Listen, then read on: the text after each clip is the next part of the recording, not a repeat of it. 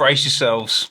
It's truth time on the UK column, and we need some help. So we're going to bring these people in. This was an event that happened last week. Truth Tellers, the Sir Harry Evans Investigative Journalism Summit 2025, including Tina Brown, Alistair Campbell, James Carville, Jeffrey Goldberg from The Atlantic, Krishna Guru Murthy, James Harding, who I spoke about earlier, and I might bring him back into this in a moment. Zanny Minton-Bellows from The Economist, Sir Mark Thompson, the big beasts of legacy media getting together and basically talking to themselves about each other and doing it in an echo chamber, and BBC editors interviewing their own bosses in a room in North London. And you do actually get the sense that these people, some of them certainly, do actually believe what they're saying. You know, they're drinking their own Kool-Aid, I think. So the indoctrination runs incredibly deep.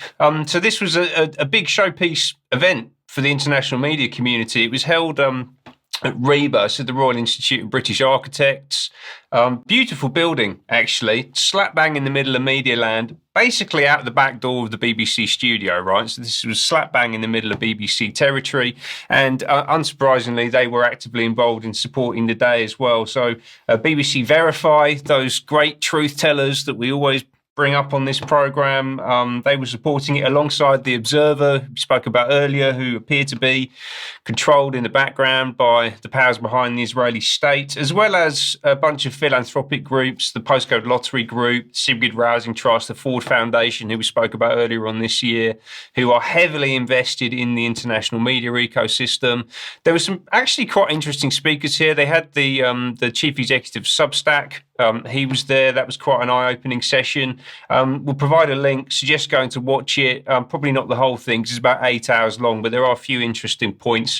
One of which was one of the flagship sessions about rebooting legacy media. Let's have a little listen to how that was presented.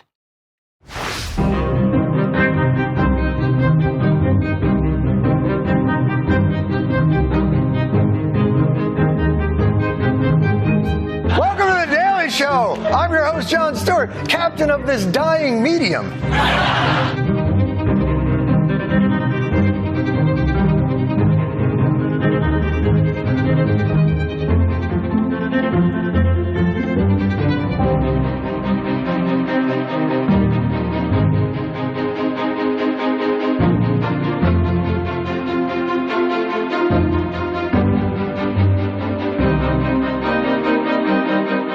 Have we been talking? A long time. Let's go. Probably like 3 hours. I got to make a speech.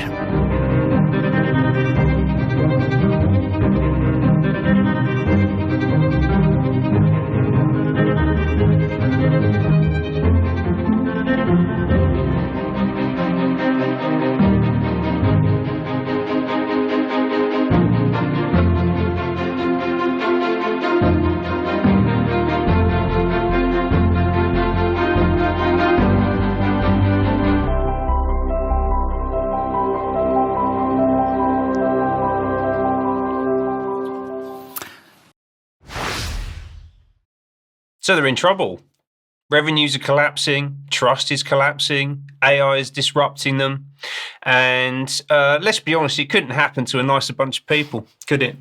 It was quite a good panel, that one, actually. I won't show any clips from the people speaking because there's just too much to go into, to be perfectly honest. But it was actually summed up really beautifully by Zanny Minton-Bellows, editor-in-chief of The Economist, who said, "We need to make sure tomorrow's viewers and listeners know about CNN, the BBC, The Economist, and know that's where you have to go to get truth." That was her summary at the end. Ben, they are clearly, am I allowed to use the expression, wetting themselves on UK column news? I think I have. This is really, people say to us, where is the good news? Well, today we're giving you the good news, because not only are we showing that people are seeing through the political agenda, we're now starting to really dig into the machinery driving this terrible political system that we live in. And here is the media admitting that they are on the ropes. So if people want to know what the good news is that the efforts of many, many people, hundreds of thousands, millions of people probably over social media, is now having a real effect on the legacy media. Yep. It's fantastic, Ben. It is. It's great news. Yeah, they've completely lost control of the narrative. And that panel, you had Sir Mark Thompson from CNN, who representing the big corporate advertiser market. You had Deborah Turnis from the BBC representing effectively the state. People talk about the BBC like it's distinct from government, but it's not. It's just government. Yeah, it's funded through taxation. That's government by definition, actually. And Zanny Menton-Beddoes, who I mentioned, who effectively represents the global predator class, right? And, you know, they neglect to mention this stuff. Right, so actually, if we just jump back to that video, we had Deborah Turnis presenting. She's the chief executive of BBC News. She's saying that AI distortion is the new threat to trusted information. It's the AI. My view is it's the BBC, actually, which is a threat to trusted information. Similar thing with Mark Thompson. He's saying that there's a revolution happening. I'm not particularly bothered what he has to say about the media, to be honest with you. What I'd like to know is what he knew about Jimmy Savile when he was Director General of the BBC. That would be a good place to start. If we were really interested in truth, you know, I think that would be a good question to ask Mark Thompson, but that wasn't getting asked at the Truth Tellers conference. And then finally, Zanny Menton-Beddoes, Editor-in-Chief of The Economist, and essentially a member of the global predator class herself. Like, she doesn't just represent their interest. Like, she goes to the Bilderberg meetings basically every year. Right. I'm not sure if she's on the steering committee for it. She may well have been at some point, but, you know, that's whose interest she's representing. And that's before you dig into the fact that The Economist itself is 26% owned by the Rothschild family, 46% owned, something like that, by the Agnelli family, the Italian industrialists. So this is the voice of institutions, the establishment. Yeah. Talking about the woes that they are currently experiencing. Right. So this was the kind of the meta narrative, the big top level story, but also local news, hugely important. They're reporting here that it's been decimated. 2 local newspapers are closing every week on average. This is a huge threat to civil liberties. There is a total vacuum that's appeared around scrutiny of politicians. Voters are feeling disenfranchised. Corruption is on the rise, and divisions are appearing in society. And again, what they fail to mention is that most of this stuff is being caused by the people behind this conference. Certainly, the people behind the 3 titles that I was just talking about a moment ago. Right? They use this term a news desert, where green shoots are sprouting up. We talked about organisations like the Mill previously, up in the top left there, who've done a great job of savaging Roger Mears' reputation up in Manchester, who was pointing out what was going on with the grooming gangs. But apparently there is a renaissance happening around local news. And to find out a bit about how that's actually happening, let's now listen to the Chief Executive of the Bureau of Investigative Journalism, Rosina Breen. You're focusing on a more collaborative form of journalism. You go out, you find communities, you involve yourself with them. This is a new model, which you've sort of been one of the pioneers of getting that impact through. Can you take us through what brought that new way of thinking how journalism can work? I mean, the Bureau has a long time history of innovation since before my day, and we do UK investigations, international investigations, and local investigations. And I really wanted to start with a quote by Terry Albury, who was on a panel at the Logan Symposium where Akash and I were last week. He's the FBI whistleblower. He said, "The fire has always been there. We just haven't been paying attention." And I think there are fires across every constituency across the UK. And so accountability journalism really matters. And the thing that really I think about is, who are we working alongside in order to surface the stories? Often we might parachute into locality to tell the story where we know what the top line is. And yet, if you go into communities and ask the questions, that will inform where the accountability gap is. So One, there is an editorial reason for doing what we do. And the second is I was really struck by Anand on the first panel who was talking about audience relevance. We have a crisis in trust in public institutions in the UK. That's across politics, that's also across the media. People feel disenfranchised. You know, I was running the largest network newsroom outside of London. I started that job on the week of the EU referendum for the BBC. We were an output that was very close to the audience, and so we felt that the vote would go Brexit. I'm not making a political point, but politics is about policy, and policy is about people.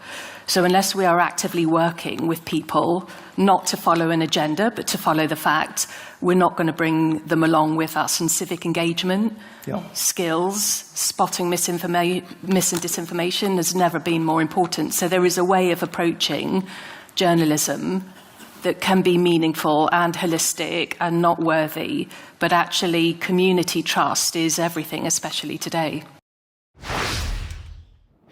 Well, Ben, I did sit here chuckling while that video clip was running to hear Rosina Breen, I think the lady's name is there, saying, well, to be proper journalists, we've got to get out there and track stories down, and it's better if we actually meet the people, and it's better if we tell the truth. She's just discovered this.